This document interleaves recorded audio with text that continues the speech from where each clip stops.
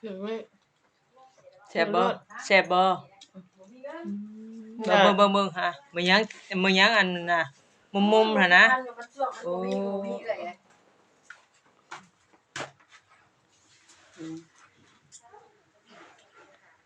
เขาอีก มีหยังน่ะผัวโทรมา โทรหาล่ะ โอ้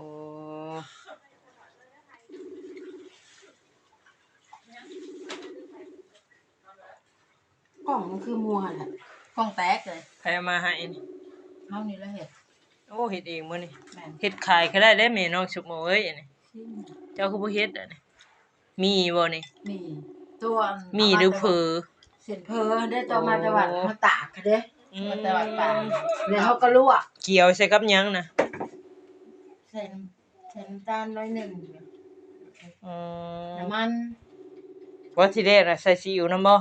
นั่น ซีอิ๊วใด เราบ่ฮับ ซีอิ๊วดำนี่ ใส่อูดำอันตัวน้อยน่ะ อืม โอ้ยยังมากิน มีหยังสิกล่าวอันบอกแม่น้องสิโมนะเอาแนวกินของว่าโซ เบิดมื้อเบิดคืนแหมเปิด เป็นหยังเจ้าคือมักแค่เบิ่งอันเขากินนะนั่นแหละจะสิกินหลายฮะงามขนาดเนาะอันนี้บ่คุยกับเพิ่นกินนี่ก็ได้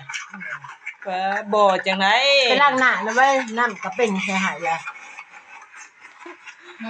เอื้อนนี่งามก็เลยเบิ่งเรา โอ้ยเนาะข้อยก็เลยลืมถามความรู้สึกอันสามโมได้นี่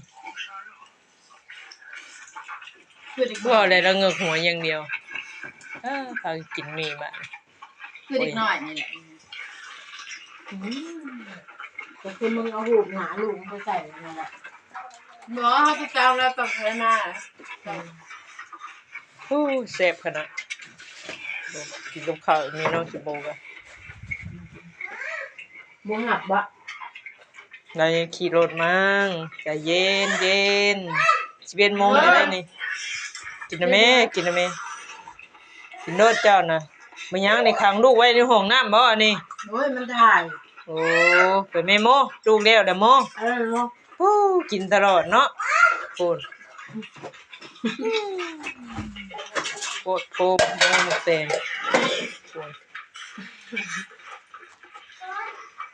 เปียกบ่ได้มื้อนี้ลูกน่ะป๊า